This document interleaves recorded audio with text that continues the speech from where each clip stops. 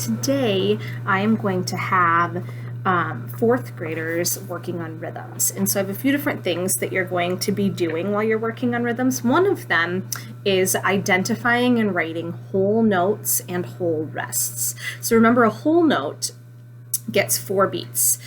So when you are in 4/4 time signature, that means the whole note takes up the whole measure. You cannot put any other notes or beats in it, and you hold it for 4 beats. So when you are playing a whole note on a drum or clapping a whole note, you're holding it for 4 beats. So 1, 2, 3, 4, which feels kind of silly when you're clapping because it doesn't continue to make sound. But if you were singing, it would be la, and you would hold it for 4 beats. If you were playing it on a recorder, you would hold the sound on the recorder for 4 beats.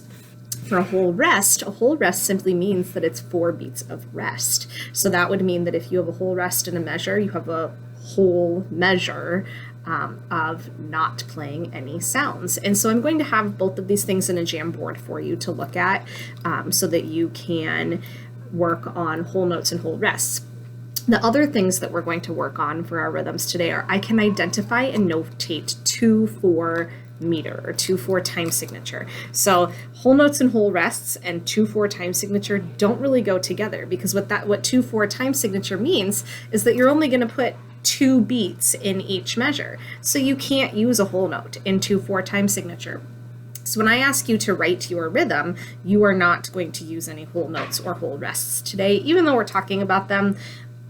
We'll save those for different rhythms when we use 4/4, but today I want to see that you can notate a rhythm in 2/4 time signature, so only using 2 beats per measure. So you could use half notes because half notes are worth 2 beats. You could use quarter notes. Each quarter note gets 1 beat.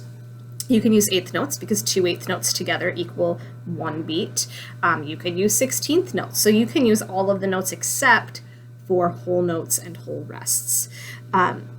So you're going to identify and notate 2/4 meter for me and create a rhythm. And then the other standard that we're working on is I can read and write rhythmic notations. What that means is you are writing a rhythm and you can also read it for me. So I'm going to ask you to record yourself reading your rhythm and playing it in a Flipgrid. And when you play it in the Flipgrid, please share your screen to your rhythm so that I can see the rhythm that you're clapping. That makes it a lot easier for me than me having to open up your Jamboard to look at your rhythm while you're doing it in your Flipgrid and try to get both of those things matched up. It makes it really easy on my end when I watch your Flipgrids if you share your screen for me and I can see the rhythm that you're clapping as you're clapping it. And then I know for some of you that don't love to show your faces in the Flipgrids, that's a nice way to not have to show your face as much because it'll focus on your rhythm instead of your face.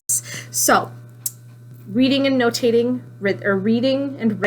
rhythmic notation. So you are writing a rhythm, reading it for me, clapping it in a Flipgrid. Identifying and notating 2/4 meter. So we're doing 2 beats in a measure, and then identifying and writing whole notes and whole rests, which again, you won't use those whole notes and whole rests in your rhythm because they don't fit into 2/4 time signature, but I still want to see that you can identify them and notate them for me.